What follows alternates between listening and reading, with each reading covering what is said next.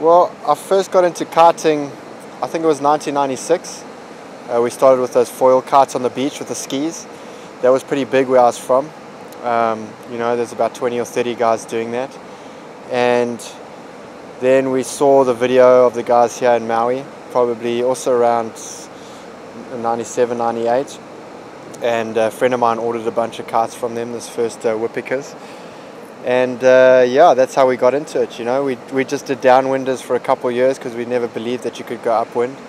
And then, you know, we got a couple other videos, and from there, yeah, I mean, as you know, it was super dangerous in those early days. A couple of friends got injured and dropped out, but I managed to stay in there, and eventually picked up my Cabrina sponsorship, and now here I am in Maui. When I first started kiteboarding, surfing took quite a back seat, and I think the same as everyone was just kiteboard crazy, you know.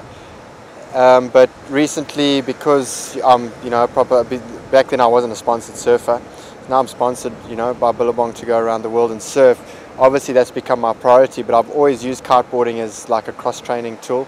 It's an amazing, you know, muscle reaction thing. Specifically when we were tow surfing, kiteboarding was amazing for that, you know, cross-training. And up until about 6 months ago, I was kiteboarding at every opportunity. I traveled with kites, and wherever I was, I'd kiteboard. But I injured my shoulder like 6 months ago, and I haven't done a lot of kiteboarding, and that's why you haven't seen me on the tour this year. You know, I've been trying to recover for every event, but just not quite at that stage, and then plus not kiteboarding a lot. You know, I thought it was more appropriate to give it a chance to someone who was fully fit and you know, at the top of their game kiteboarding.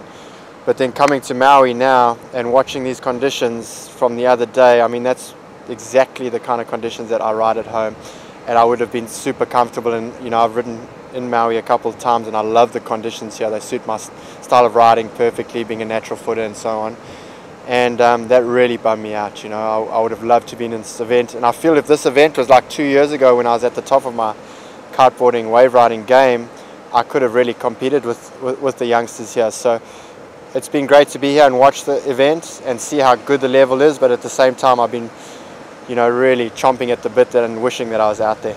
I've really wanted to support this tour because I think it's an amazing concept. It's something that kiteboarding needs, and I feel that the wave riding is the most authentic part of the whole kiteboard experience, and I would have loved to have been involved in the tour this year, and if you'll have me back next year, I'm going to make a definite effort to get involved.